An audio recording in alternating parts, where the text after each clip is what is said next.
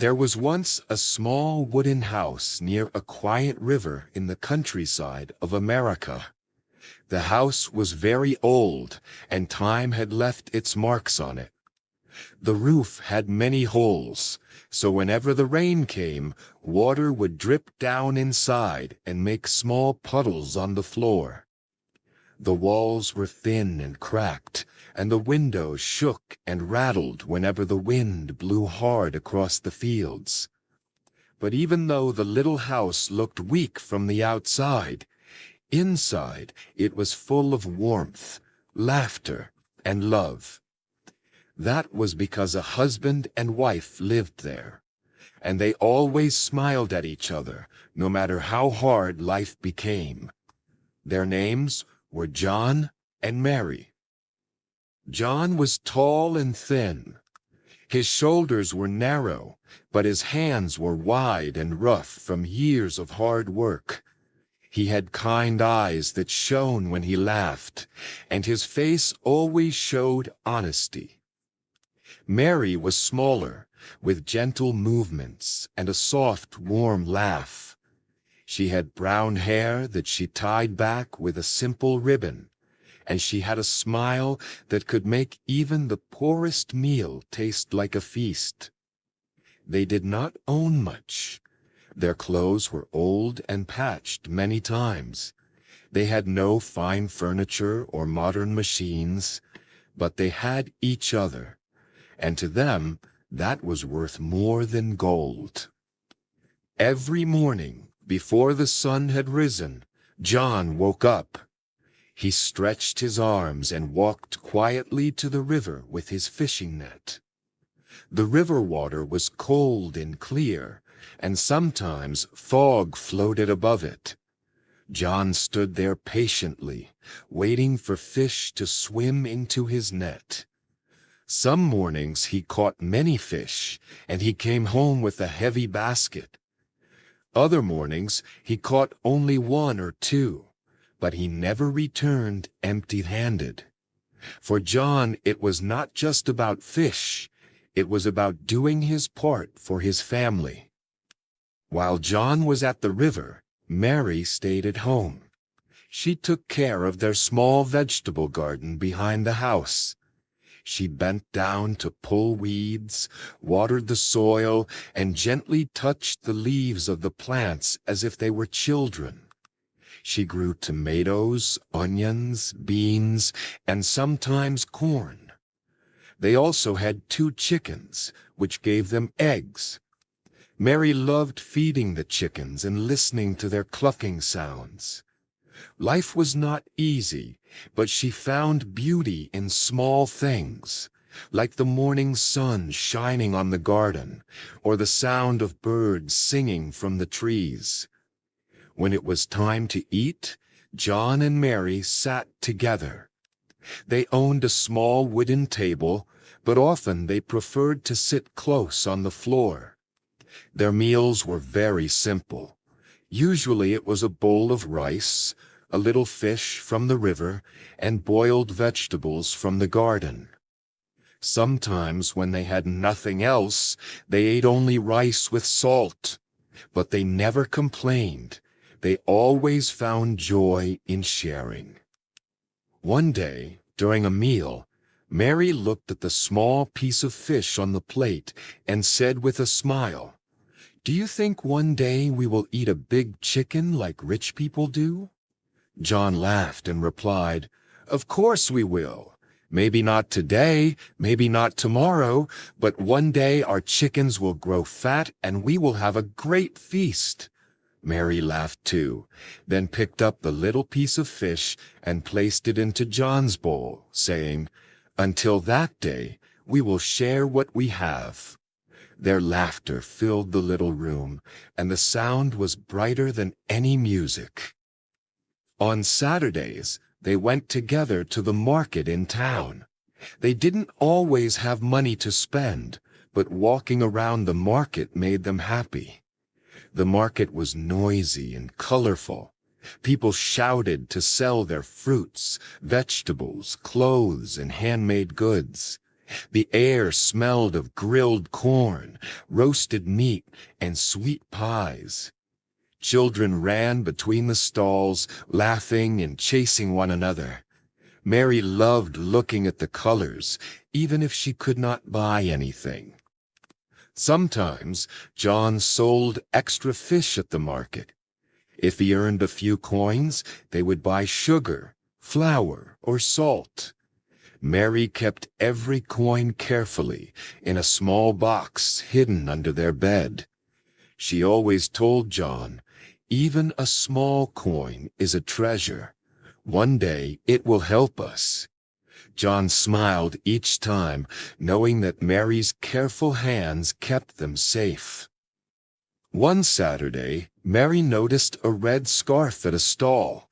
It was soft and bright, glowing like a rose in the morning sun. She touched it gently and admired it, but she quickly turned away. "We need rice more than scarves," she thought. John, however, noticed the way her eyes shone when she looked at it. He said nothing, but remembered it in his heart.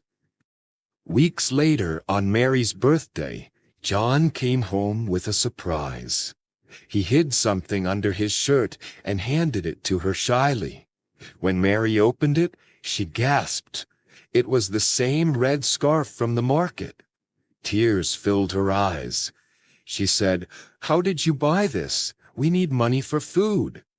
John scratched his head and replied, "I caught more fish last week, and I also worked one night helping the farmer down the road. I wanted you to have this. You deserve something beautiful."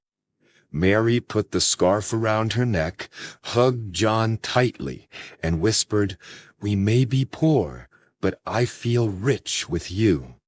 That night they ate only rice and vegetables, but to them it was a banquet of love. Life tested them in many ways. One summer night, dark clouds filled the sky, and a great storm came. The wind howled like wolves, the rain poured down like heavy drums, and the little house shook. The river rose higher and higher. Water leaked through the roof and spread across the floor. John and Mary held hands tightly and tried to protect their few belongings. By morning, the storm was over, but their garden was destroyed, part of the roof was missing, and their chickens were gone. Mary cried when she saw the damage, but John comforted her, saying, "Do not cry. We are safe, and that is the most important thing. We can rebuild."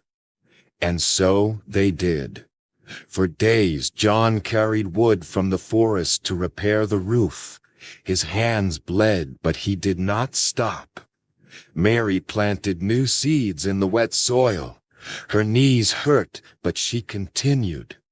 In the evenings, when their bodies were tired, they sat together watching the sunset. The sky was painted with gold and pink, and they thanked life for giving them another day. One afternoon, an old traveler came to their door. His beard was long, his clothes were torn, and his feet were dusty. He asked for a little food and water. Mary quickly gave him rice, tea, and some eggs. John offered him a place to rest. The traveler smiled and said, "You are poor, yet you share so freely. Why?" John answered, "Because one day we may be in need too. If we help others, maybe others will help us." The traveler nodded, and before leaving, gave them a small wooden box. "Keep this safe. One day it will bring you luck." When John and Mary opened the box, they found only a single silver coin inside. Mary laughed softly and said, "It is beautiful, but it cannot feed us." John smiled and replied, "Maybe it is not for food. Maybe it is a reminder. Kindness is the greatest treasure." They placed the coin in Mary's box next to their small savings. Months passed, and the town prepared for its annual summer festival. There were bright lights, music, games, and fireworks. Mary worried about her old patched dress. She said, "Maybe we should not go. Everyone will laugh at my dress." John shook his head and answered, "We will go, no matter what. We do not need new clothes to be happy." And so they went, walking hand in hand through the crowd.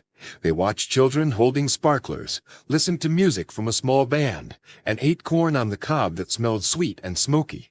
When the fireworks exploded in the sky, Mary forgot her old dress. She laughed and danced with John under the moonlight. On their way home, she whispered, "Even if our pockets are empty, my heart is full." Years passed, and Mary began to share her dream. One evening she told John, "I want to open a small shop one day, maybe selling vegetables or cooked food. Then we would not worry so much about tomorrow." John listened carefully and nodded. "That is a good dream," he said. "If we work hard, maybe one day it will come true." They began to save more carefully than before. Every extra coin went into Mary's box. John fished longer hours, and Mary grew more vegetables than they needed, selling the extra at the market. Slowly, little by little, the box grew heavier. After years of patience and work, their dream came true. They opened a tiny shop near the town market. It was not big, but it was warm and welcoming. Mary cooked simple but delicious food: rice cakes, fish soup, and vegetable stew. John greeted everyone with kindness, always ready to share a story or a laugh. The shop was soon filled with neighbors, travelers, and children.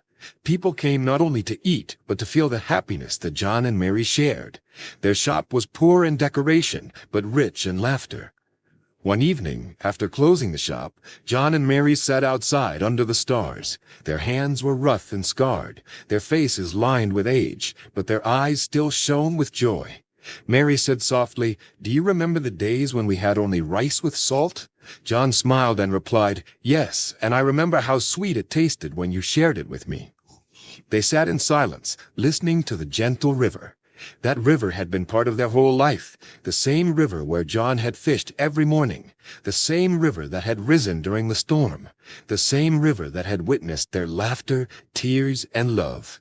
Mary leaned her head on John's shoulder and whispered, "We were never rich in money, but we have always been rich in love." John kissed her forehead and said, "And that is the greatest wealth." Their story spread around the town. People often said, "John and Mary are not rich, but they are the happiest couple we know." Children loved to visit their shop, not just to eat, but to hear their warm laughter. Travelers remembered their kindness long after they had gone. And so, in that little house by the river, with simple food, old clothes, and a life full of hard work, John and Mary lived long and happily. They showed everyone that true happiness does not come from gold, silver, or fine clothes.